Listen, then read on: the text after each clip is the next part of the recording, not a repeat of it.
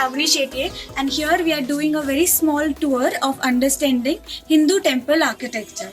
So Hindu temple architecture is not just a building of 4 walls or many walls.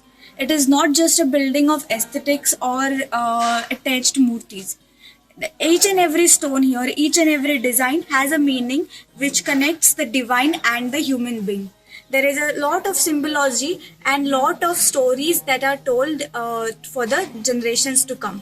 Hindu temple architecture or a Hindu temple or devalai, dev means a god or alai means a place or the or habitat. Hindu temple is represented as a form of a Purusha, a complete being. So a temple is a representation of his body. So each part of the temple has identified the part of a human body. So every time you walk inside a temple, especially a South Indian temple, there will be a gopura, which is a huge tower, and a prakar wall, which is the compound wall. Here you can see these are the places like a chambers here, which are meant for the people who would control or regulate the entry. This could be the office bearer or could be the soldiers.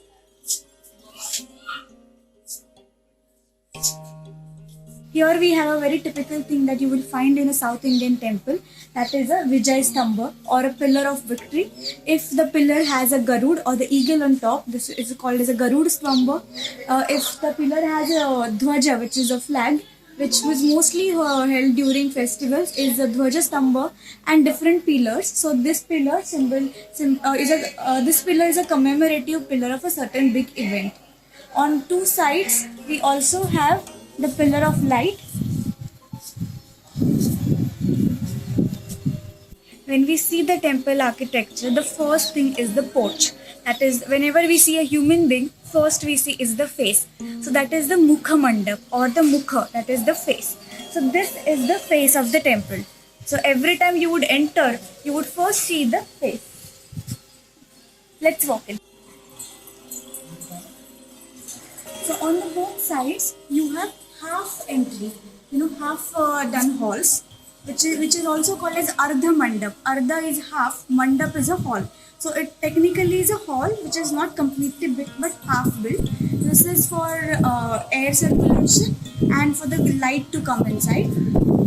These are the sit outs for people to sit. This is called as Kakshasana. So people who are coming to visit at the temple, or if there is any performance happening, people can sit on this and enjoy the performance.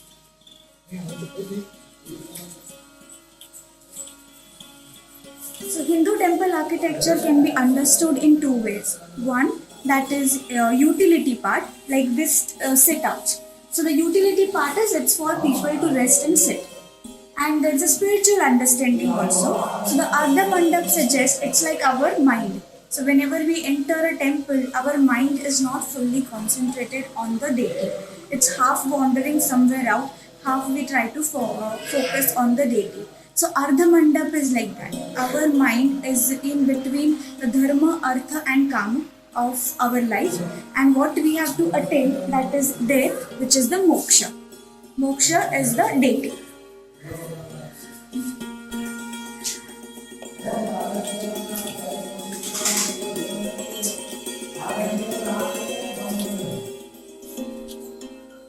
Hinduism suggests for a complete human being or a complete human life to be enjoyed, you should have 4 things in your life. The first is dharma, that is duty. Artha, that is economics and your daily life being. Kama is aesthetics and enjoyment. Moksha is the complete salvation or being united with the God. So as you walk inside the temple here is not only a place for only religious things. It's a temple is a place for every aspect of human life. So here we have the Rangashila. So this circle or a stage is called Rangashila. Ranga means theatre, or Ranga means art or performance. Shila is a stone. So anybody who would get to perform here was considered to be very lucky because the first audience would be the deity or the divine himself or herself.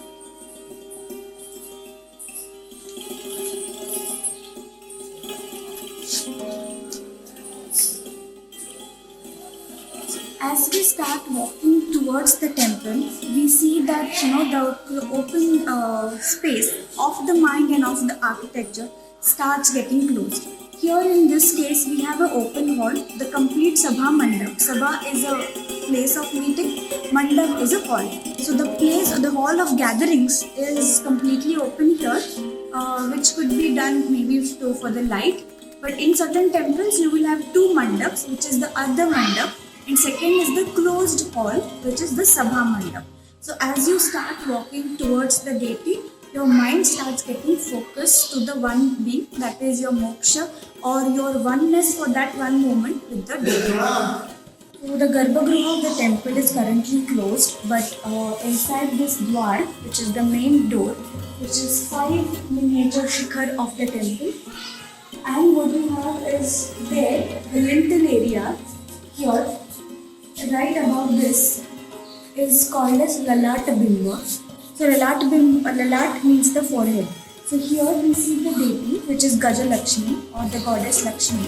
So based on the affiliations of the deity here on the Lalat Bimba or the lintel, you would understand which deity is inside. So here most places you have Ganesha or Lakshmi because they are commonly worshipped everywhere.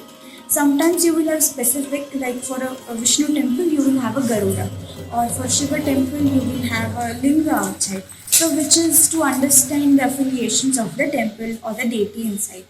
The temple is a small hall which is a mandapa. It need not be a sabha mandap because it's a small mandap not used for a large gathering, but it's a small closed mandap. So as I said, you start walking with closed mind. And at the place where you offer your offerings, there would be always a hall which is completely closed. There is no light or a very little bit of ventilation coming in, no bright lights. And this place is supposed to be the Antarar. Antarar is the space, or it's the space between the earthly beings. Here on this side of the hall, you enjoy your Dharma, Artha, Kama. Here you enjoy, this is the place for justice, this is the place for enjoyment, this is the place for festivals. As you start walking towards the moksha, there is an antara, which is the space between the earth and the complete, the center of the universe, that is the Garbhagriha. So antara is usually in the temples now. Most of us don't get to enter it because that is the most sacred space where the priest enters, and only after attaining the complete rituals you get to go inside. And the last part, or the smallest shrine where the deity is placed, is called as the Garbhagriha.